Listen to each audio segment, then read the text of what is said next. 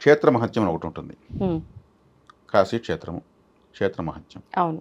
మరి శివుడు ఇక్కడ కూడా ఉన్నాడు కదా, మళ్ళీ అక్కడ దాకా ఎందుకు పోవాలి?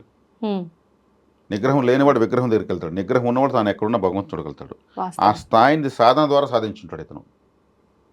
భక్త ఉమ్, రామదాసుకి రాముడే పోయి డబ్బులు కట్టాడు మన చరిత్ర ఉంది. ఉమ్, మరి మిగిలిన వాళ్ళకి ఎందుకు పోలేదు? రాముడు భజన ఎంతమంది చేయలేదు? ఎందుకు అవును. రప్పించుకోలేకపోయారు? ఉమ్, ఆ నిగ్రహాన్ని అసలు సాధించాడు. ఓకే. మరి అందరికీ అది సాధ్యమైతే మీరు అన్నది సరిపోతుంది. ఉమ్, ఉమ్, ఆ సాధ్యం కానప్పుడు క్షేత్ర మహత్యం. ఇప్పుడు గోశాల ఉంటుంది, గోశాల దగ్గర అత్యద్భుతమైన శక్తి ఉంటుంది. ఉమ్, ఆడ ఒక్కసారి మంత్రం చెప్తే 100 సార్లు చెప్పిన ఫలితం వస్తుంది.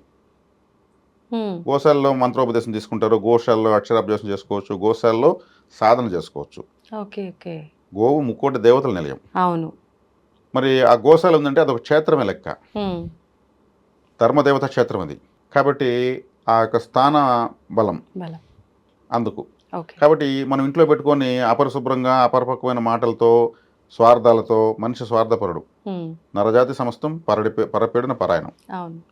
మరి ఇంత అద్భుతమైనటువంటి దేవతా శక్తి యొక్క స్వరూపాన్ని ఇక్కడ పెట్టుకొని ఉండడం వల్ల ఉమ్, అది మెమరీ కార్డ్ అని చెప్పాను. మనం ఏం చెప్పినా లాగేస్తూ ఉంటుంది అది. ఉమ్, ఒకప్పుడు పోయి అలా భరించలేకుండా శివలింగాలను నీళ్ళలో వదిలేసేవాళ్ళు. ఈ మధ్య కాలంలో చాలా చోట్ల చాలా మంది శివలింగాలు దొరుకుతాయి. ఉమ్. అలా ఎప్పుడో పూర్వీకులు వదిలేసిన లింగాలు